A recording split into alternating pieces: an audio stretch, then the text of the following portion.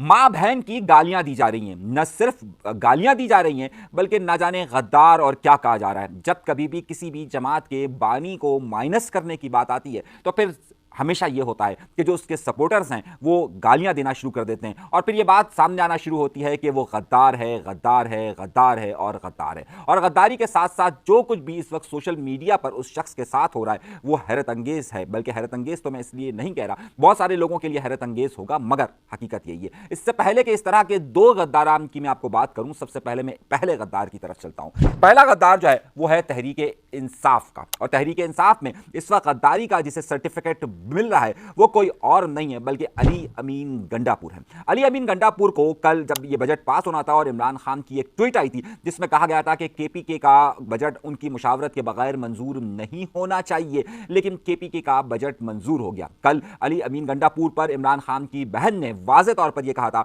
अगर आपने क्लिप नहीं सुना तो मैं आपको जरूर सुनवा देता हूं, कि जिसमें उन्होंने कहा था कि अली अमीन गंडापुर ने बजट अप्रूव कर कर इमरान खान को माइनस कर दिया। मैडम क्या इमरान खान को माइनस कर दिया गया? माइनस इमरान फार्मूला है। खान साहब ने तो कहा था मेरा अप्रूवल होगा। मेरा ख्याल है माइनस ही हो गए। उसके बाद क्या था?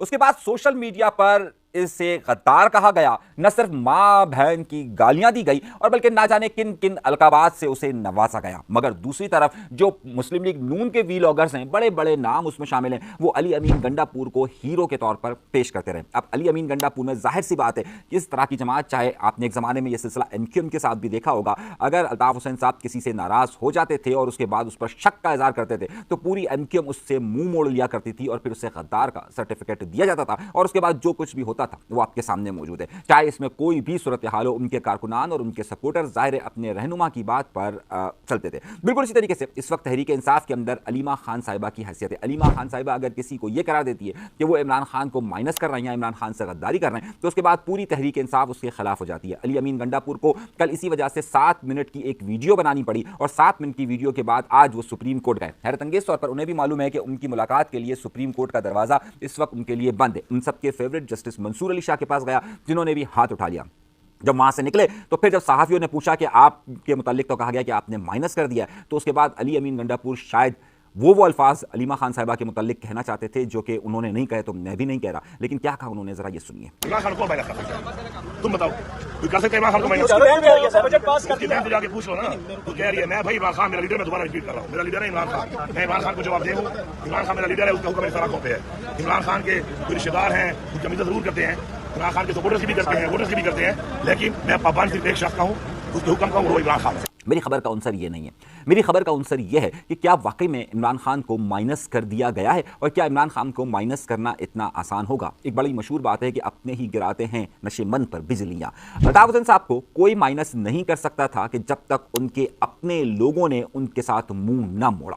बिल्कुल इसी तरीके की सूरत हाल खान साहब के साथ मौजूद है, लेकिन खान साहब इस वक्त जेल के अंदर मौजूद है और एक अवामी सपोर्ट उनके पास मौजूद जरूर है, लेकिन हुकूमती सतह पर उनके पास वो सपोर्ट मौजूद नहीं है। तो क्या अली अमीन गंडापुर को भी ये बात मालूम है अच्छी तरीके से कि वो खान साहब की नाराजगी के साथ न सिर्फ वजीर आला की सीट पर मजीद नहीं बैठ सकते बल्कि उसके पास वो सपोर्ट भी हासिल नहीं होगी जिस सपोर्ट की वो बात कर रहे हैं। दरहकीकत अगर ये बजट की अप्रूवल होती है तो उसमें सिर्फ एक अली अमीन गंडापुर नहीं होते बल्कि पाकिस्तान तहरीक इंसाफ के वो तमाम अराकीन असेंबली भी होते हैं कि जो कि सूबाई असेंबली के अंदर मौजूद है और जो इसकी अप्रूवल देंगे। तो क्या तहरीक इंसाफ खैबर पख्तूनख्वा एक अलहदा तरफ जा रही है और तहरीक इंसाफ की मरकजी क़यादत और खुद खान साहब क्या अलहदा बुनियाद पर जा रहे हैं? तो इसका जवाब मैं आपको ये दे देता हूँ कि ऐसा मुमकिन नहीं है। फिलहाल खान साहब को काफ़ी हद तक उनकी खान साहब की सपोर्ट के बगैर ये लोग कुछ नहीं, और ये खुद भी जानते हैं कि खान साहब की सपोर्ट के बगैर हमारे लिए आगे चलना मुमकिन नहीं होगा। मगर इन्हें हुकूमती काम भी करने और हुकूमती काम के साथ साथ ज़ाहिर अपने जिस सूबे के अंदर मौजूद हैं उसे भी चलाना है। तो क्या ये इख्तलाफात सिर्फ अलीमा खान साहिबा और खान साहब के साथ मिलकर अली अमीन गंडापुर के हैं या इस वक्त पूरी जमात खान साहब को उस तरीके से सपोर्ट नहीं कर रही? दरहकीकत गुफ्तगू का अहम महवर यह है कि खान साहब की सपोर्ट के लिए दो बड़ी अहम चीज़ें चाहिए होंगी।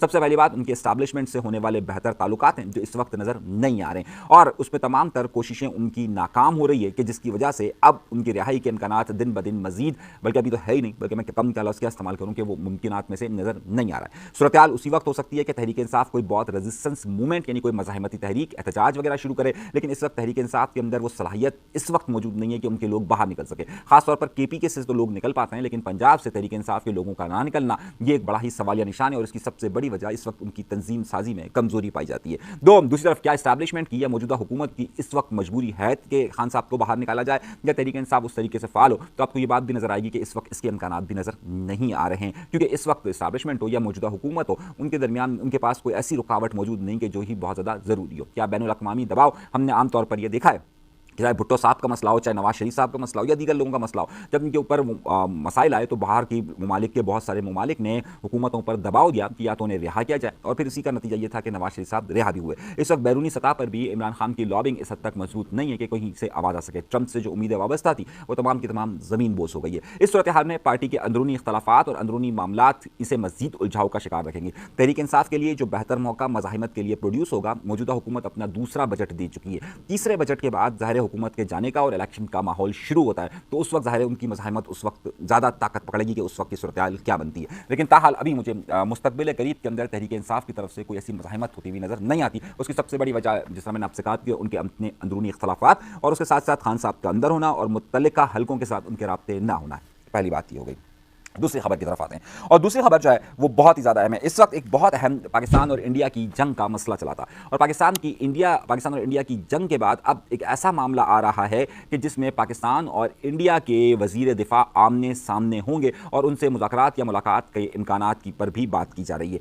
अब अहम नुकता ये होगा कि आपको याद होगा कि ख्वाजा आसिफ साहब इंडिया के मुतालिक एक बड़ा सख्त रवैया रखते हैं और दूसरी तरफ इंडिया का भी एक बड़ा सख्त रवैया है। पाकिस्तान का एक बहुत ही बड़ा नाम और पाकिस्तान के कौमी सलामती के मुशीर और पाकिस्तान की खुफिया इदारे ISI के सरबरा भी इस वक्त चीन के अंदर मौजूद है, और कल पाकिस्तान के वजीर दिफा भी चीन जा रहे हैं, जहां पर इंडिया के वजीर दिफा भी मौजूद होंगे। हैरतअंगेज तौर पर इंडिया चीन के मुतालिक जो कुछ भी गुफ्तगू करता रहा, लेकिन अब वहां पर उनके वजीर दिफा जा रहे हैं। कुछ लोगों का ख्याल ये कि वहां पर कोई मुलाकात या कोई मुज़ाकरात या मामलात हो सकते हैं और चीन इन दोनों को साथ बिठा सकता है, लेकिन हमारी इत्तलात ये कि मुज़ाकरात का माहौल ज़्यादा बेहतर तौर पर हो सकेगा यहाँ से हटकर। पाकिस्तान की कौमी सलामती के मुशीर भी इस वक्त वहाँ पर मौजूद है, और जिस तरह मैंने कहा कि वो पाकिस्तान के एक अहम इदारे के सरबरा भी हैं, तो ये भी एक बड़ी अहम बात है। तो आइंदा दिनों के अंदर, जो अगले 2 दिनों के अंदर जो पाकिस्तान और इंडिया के दरमियान ताल्लुकात की जो बड़ी पेशरफ्त आपको सामने आने वाली है वो चीन से नजर आने वाली है, जहां पर दोनों के वजीर दिफा और दोनों के अहम अराकीन, जिस तरह मैंने आपको जिक्र किया, वो वहां पर मौजूद होंगे। तीसरी बड़ी खबर की तरफ चलता हूं, और वो तीसरी बड़ी खबर जो है वो बड़ी अहम है, और पाकिस्तान और इंडिया के साथ साथ जो अभी ईरान, इजराइल और अमेरिका की जंग हुई है वो भी एक नया रुख इख्तियार करती जा रही है। आपको अंदाजा होगा कि ट्रंप क्योंकि इस वक्त नेतन्याहू पर गुस्से हुए थे और उन्होंने गालियां तक दी थी नेतन्याहू को कि उन्होंने क्यों जंगबंदी पर अमल नहीं किया, उसके बाद जो मीडिया है वो खास तौर पर जो अमेरिकन मीडिया है वो ट्रंप के खिलाफ बयानात दे रहा है, जिसके बाद ट्रंप ने शदीद एहतजाज किया है कि, और ट्रंप ने कहा है कि तमाम के तमाम टीवी चैनल्स बकवास कर रहे हैं और हमने अपने गोल्स को अचीव कर लिया है। एक कंस्पायरेसी थ्योरी, एक साजिशी नज़रिया ये नज़र आता है कि ये क्योंकि अमेरिका के बहुत सारे टीवी चैनल्स पर यहूदियों का बहुत ही ज़्यादा होल्ड है और इजराइल की काफ़ी असर व रसूख पाया जाता है, और इजराइल के खिलाफ बात करने के बाद अब अमेरिकन मीडिया जो कि अब तक इजराइल और अमेरिका की तारीफ़ कर रहा था वो बराह रास्त ट्रंप पर मुखालफत में चलना शुरू हो गया। और ये बड़ी ही अहम नुकता ये कि बहुत सारे लोग इसे उस साजिशी नज़रियात से जोड़ रहे हैं। कुछ लोगों का ख्याल है कि ट्रंप ने इजराइल के साथ या यहूदी लॉबी के साथ अगर अपने ताल्लुकात को ख़राब किया तो अब ट्रंप के हवाले से अच्छे इम्कानात नहीं होंगे, लेकिन ऐसा नहीं है। ट्रंप का एक और बयान भी बहुत ज़्यादा अहमियत रख रहा है और जिस पर हम बार बार कह रहे थे कि ईरान ने बहुत ही शानदार हमला किया है इजराइल के ऊपर, और इसकी डेटा और इसकी सारी सूरत हाल हम आपके सामने रख रहे थे। आज अमेरिकी सदर ट्रंप ने खुद ये कहा है कि ईरान ने बहुत मारा है इजराइल को और बहुत ज़्यादा तबाही मचाई है। ये बहुत बड़ी बात कहलाती है, ये ईरान की एक और जीत की निशानी है कि जिसमें वो ये वाज़ेह तौर पर कहता है कि इजराइल को बहुत ज़्यादा नुकसान पहुँचाया है। अब इस सारी सूरत हाल में एक वीडियो बड़ी वायरल हो रही है, वो वीडियो मैं चाहूँगा आप ज़रूर देखें कि ये किस तरीके से ये 3 लोग आ रहे हैं और उसके बाद फिर क्या मामला हो रहे हैं, ज़रा ये आप ज़रूर देखें।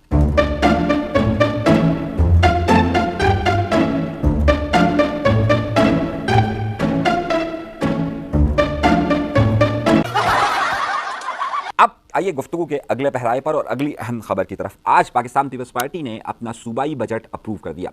MQM की तरफ से भी जो मुखालफत उनकी तकरीर के वक्त देखी गई थी वो नज़र नहीं आई, और आज जो है वो बड़ा खुश आमदीद का माहौल बरकरार रहा वहाँ पर और सब लोग एक दूसरे की तारीफ़ें करते रहे। उसमें ही वज़ीर आला सिंध ने ये मौक़िफ़ इख्तियार किया कि वफाक के अंदर MQM उनकी मदद करे, और ये मदद है कि वफाक से उनको बजट मिले। ज़रा सुनिए क्या कहते हैं वो। इस साल जो बजटेड है वो 86 अरब रुपए है जो हमें वफाक से फेडरल ग्रांट्स के मद में मिलने, जो हमारी ADP जो 1018 अरब रुपए की ADP है उसमें शामिल है।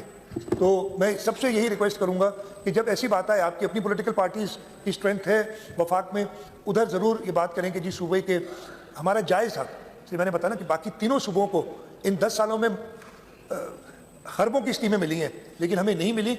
ये गुफ्तगू आपने इनकी सुनी और उसके बाद ज़ाहिर है एमक्यूएम भी बड़ी इस पर खुश आंदा, लेकिन एमक्यूएम की खुद अपनी बात कहाँ तक सुनी जा रही है वो भी एक मसला है कि 15 अरब रुपए का जो एमक्यूएम का अभी का बजट था जो इनको डेवलपमेंट के लिए इस साल मिलना था वो नहीं मिला, और मैं आपको ये बात कन्फर्मेशन से कह रहा हूँ कि नहीं मिला। अब एमक्यूएम के नुमाइंदे अपने लोगों को ये कह रहे हैं कि जो 15 अरब अभी नहीं मिले ना, ये अगले साल मिलेंगे और अगले साल मिलकर ये 30 अरब हो जाएगा और 30 अरब में मिलेंगे, यानी कि बजट लैप्स नहीं होगा और ये मिलेगा। बहरहाल खुशफहमियों में कोई रहने की बात नहीं है, मगर कराची में जो इस वक्त मामला चल रहे हैं, तरक्याती काम जिस सुस्त रवि का शिकार है वो सबके सामने मौजूद है। कई अंडरपास, कई प्रोजेक्ट्स ऐसे हैं कि जो अभी तक तकमील नहीं हो पा रहे, और एक अफसोसनाक सानिया पेश आया जिसका मैंने अपनी वीडियो के शुरू में जिक्र किया कि खुदारा अपने बच्चों को जब ये वीडियो देख रहे हो तो ये गुफ्तगू से इज्तनाब कीजिएगा। मैं चाहूँगा ये कि ज़रा सा आप ये गुफ्तगू सुनिए, मैं कोशिश करूँगा कि इसको जितना मैं फ़िल्टर कर सकूँ। एक शख्स इस अंडरपास में हादसे का शिकार होता है और जब उसे बाहर निकाला जाता है तो उसके बाद वो क्या कुछ कह रहा है, यही मेरी वीडियो का इख्तिताम होगा। मुझे आपके कमेंट्स का इंतज़ार रहेगा, आपकी राय का इंतज़ार रहेगा और इस वीडियो को शेयर करने का रहेगा। सुनिए, गौर से सुनिएगा इस पूरी गुफ्तगू को और मुझे इजाज़त दीजिएगा। मुबिन सीधी से आजा तू भी। बहन मुराद अली शाह का बिलावल डॉक्टर हाशिम का है। भाई आपकी मोटरसाइकिल तो नीचे रह गई यार। मोटरसाइकिल तो मैं लेकर जाऊंगा भाई। हाँ 5 करोड़ इनकी मोटरसाइकिल भी निकलवाओ भाई रस्ते से।